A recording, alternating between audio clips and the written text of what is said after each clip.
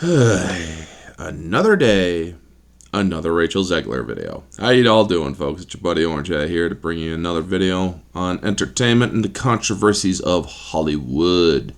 So, Rachel Zegler's The Hunger Games Ballad of Songbirds and Snakes predicted to have franchise's worst opening weekend. This comes from Bounding Into Comics. Shout out to y'all. The upcoming prequel film to The Hunger Games, The Hunger Games Ballad of Songbirds and Snakes, is predicted to have the franchise's worst opening weekend.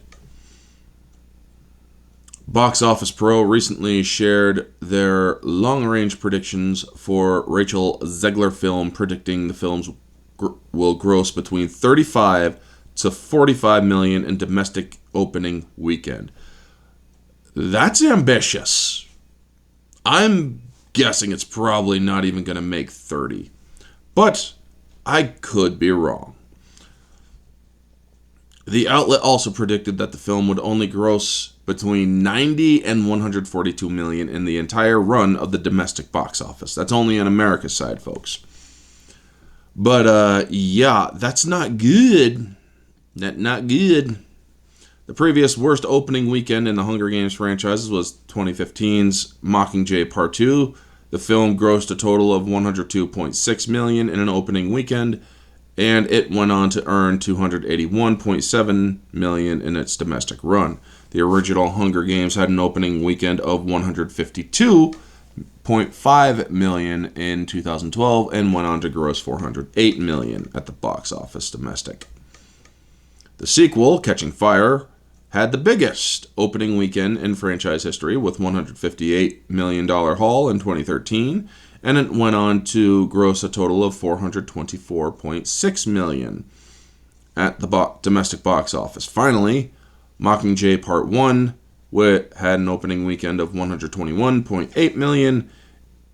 It grossed a total of $337.1 million domestically. Production budgets for the previous four films have ranged between $80 million for the first film, $160 million for Mockingjay Part 2. Catching Fire had a budget of $130 million, and Mockingjay 1, $125 million.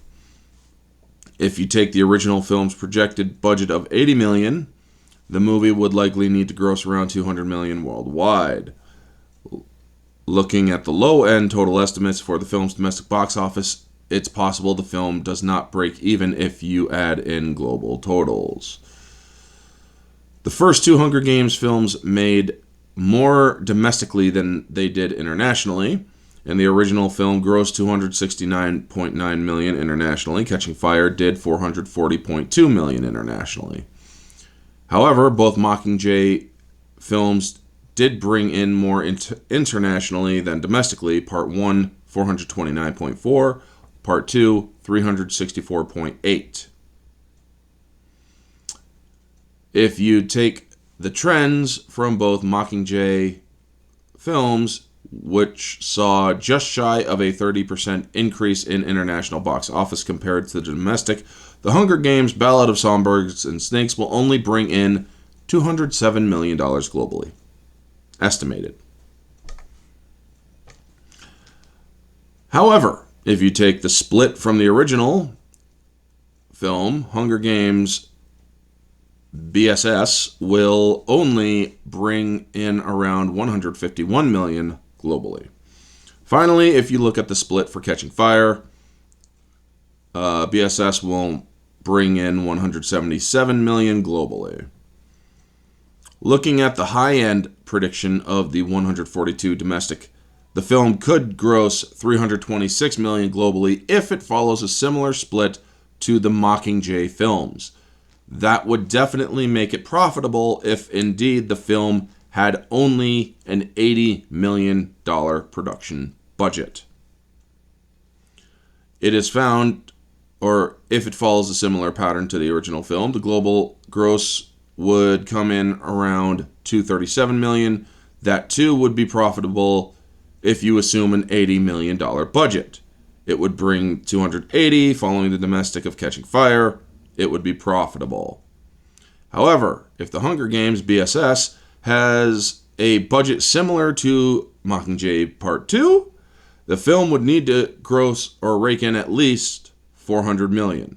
That would mean even if the film hits the high-end predictions of the Box Office Pro, it would lose money no matter what scenario.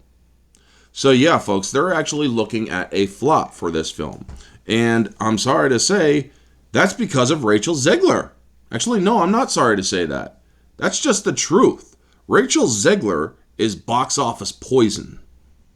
Ever since she started spouting her hatred for the original Snow White when she's playing the live action adaptation, and Gal Gadot is also no small part in that movie's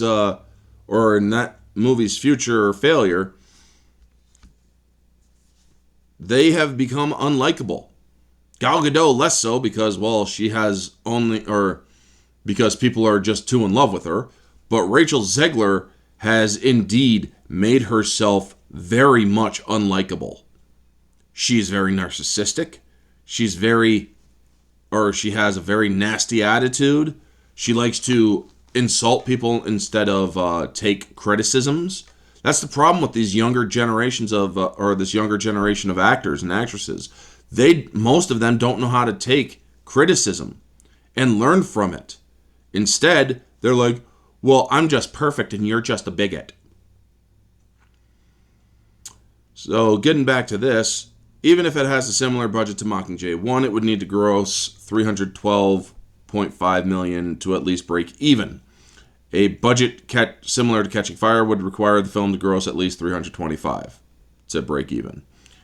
If you take the average budget of all four films, $123.7 million, it would need to gross at least $310 million to break even.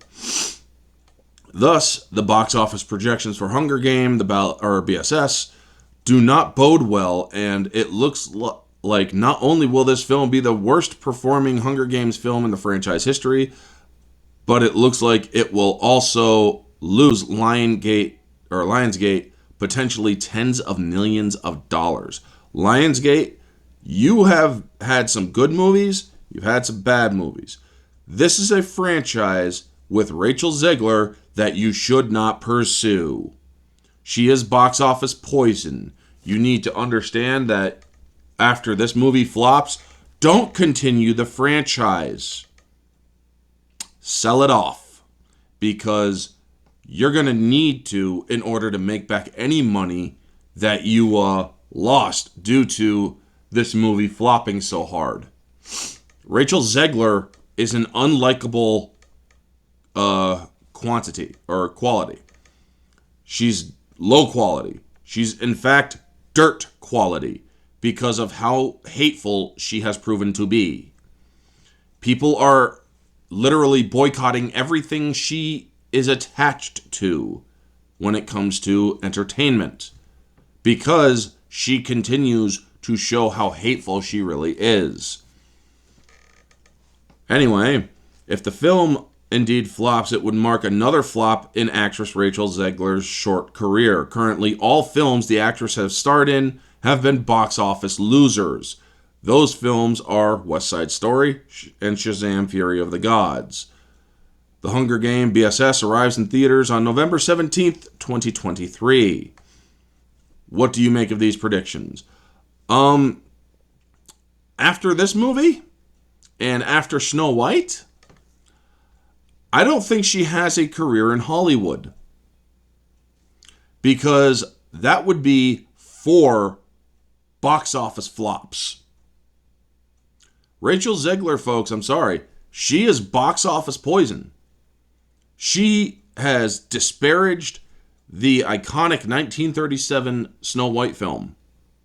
She has said that the prince in that film is a stalker. And it's weird.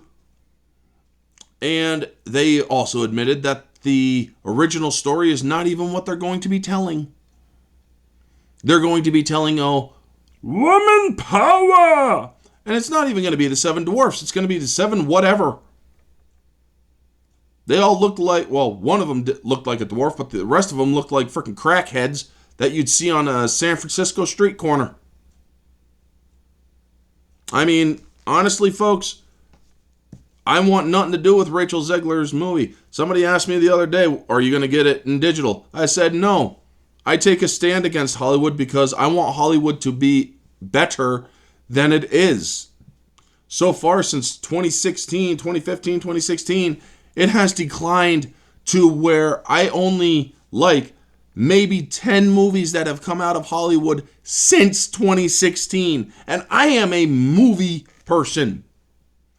I've been movie oriented since I was a kid.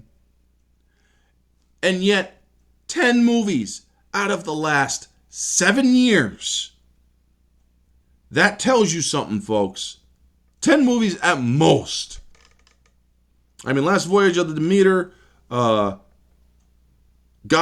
Kingdom, or the Godzilla Monsterverse, so that's 4 movies, 5 movies. Alita Battle Angel, 6. Top Gun Maverick, 7. I did like the Avatar movie, so 8. What else? I mean, I think that's it. Oh no, Violent Night, so that's 9. Yeah, I don't think I liked anything else. So not even 10 movies. So that should tell you something. That should indeed tell you something. Anyway, folks, that's going to be the video. You all know the drill. Like, comment, subscribe, share, all that jazz. Let me know your thoughts down in the comment section below. What do you think of Rachel Zegler? Do you think that that woman needs to search her soul after she's going to have 4 box office bombs on her career record? Or do you think that maybe she should just play victim again and see if somebody might give her a chance?